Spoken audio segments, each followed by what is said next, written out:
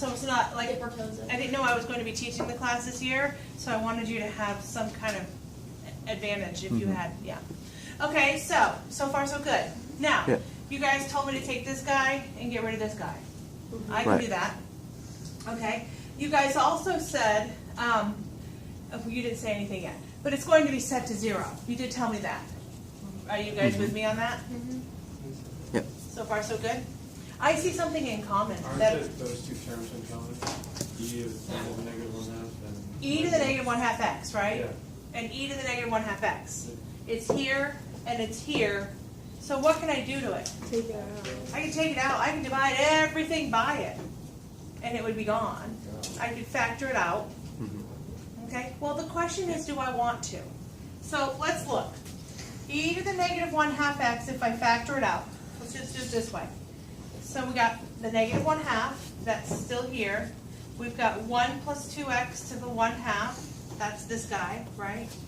Plus, I pulled this guy to the front. You with me? Mm-hmm. And then what's left is this guy. 1 plus 2x to the negative 1/2. If it's set to 0, can't you just divide the E to out? Correct. So it doesn't exist? Now let's talk about two scenarios for a minute. Just let's. It's set to 0 because we're finding the maximum, or what are we finding? The stationary point. Yeah. So let's say I have x squared minus 4x equals 0, and I want you to solve for x. Mm-hmm. What are you going to do? Pull out an X. Pull out an x,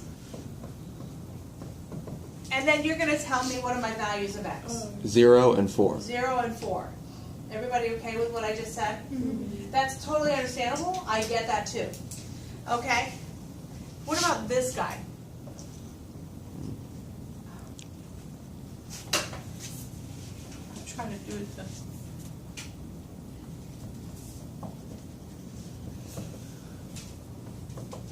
Now, factor it out.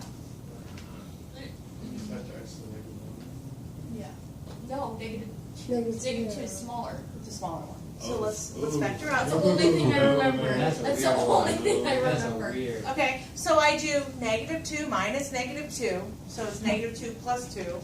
So it's gone, so it's just one whole, right? Minus 4, negative 1 minus negative 2. So negative 1 plus 2 This is is positive, right? Mm-hmm. Now, set them both to 0. 0 Like this guy is what, really? Zero. This One it's really 1 over over x x squared equals 0. Oh, that's Yeah. so undefined. So undefined. And this over here is 1 minus 4x equals 0, whatever. It's 1/4, right? Yeah. When I have something that's in the denominator and I set it to 0, it's gone. It's undefined. So the question you asked me a second ago is, do I really want to factor it out? Because I see the negative exponent, this guy flips to the bottom. Would you It gives agree? us an undefined. And then it makes things undefined. You know? Can you still solve it though? I would do this. I would say 1 over e to the negative 2x equals 0. And because I'm Would saying it be both, negative 2x still, or would it be Negative well, One positive. 1/2. Sorry, Negative 1/2. Right. Yeah. I don't know where my brain went. And then what do I do to both sides? I multiply both sides by e to the 1/2 x, and what do I get? 1 equals 0. Can that happen? No. You broke that. So Broke this math. is not an option for my answer. Yes. Good.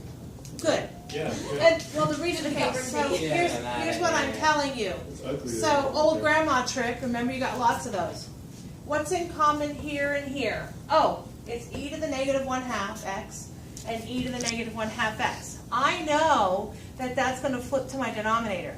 So therefore I know I can just eliminate it out of my problem. Gone, So gone. I don't have to So worry if about it it. has a negative exponent, we can just get rid Right, because it's going to flip to the bottom and multiply to 0, of it. Yeah. which is gone. So what is left is what I have in parentheses anyway. Uh-huh. Just an old grandma trick, you still can factor if you want. So now, this is like not what you're going to be tested on. It's a derivative part of it, but it wouldn't hurt for us to just go through it and make sure we get this. So let's talk about how this works.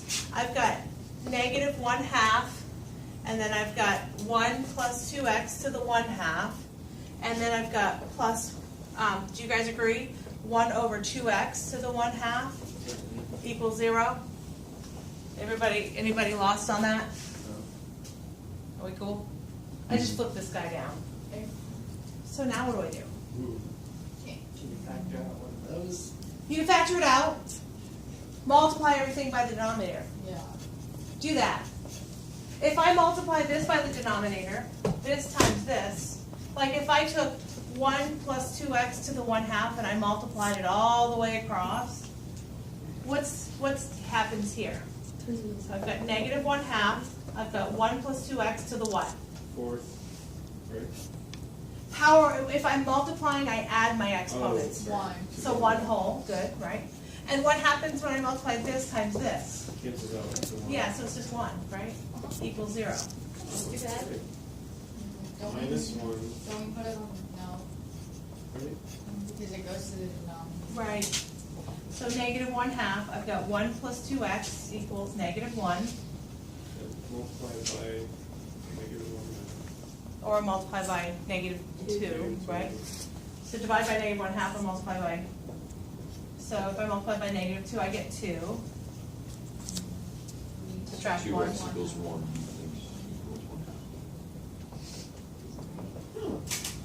Alright, just FYI. Something so ugly. Test question would be, how do I multiply So that's this? the maximum? That's a max. Yeah. X equals 1/2. Yes. So would they have a question like this on the AICE test? An A level test. This is an actual AICE test question. How many points? It was worth 4. That's not bad.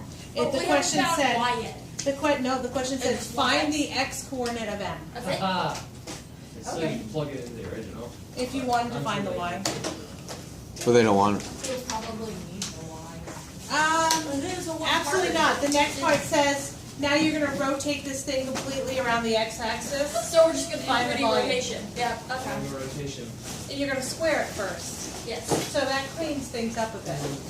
Oh, it does. Pi. All right, what do we think?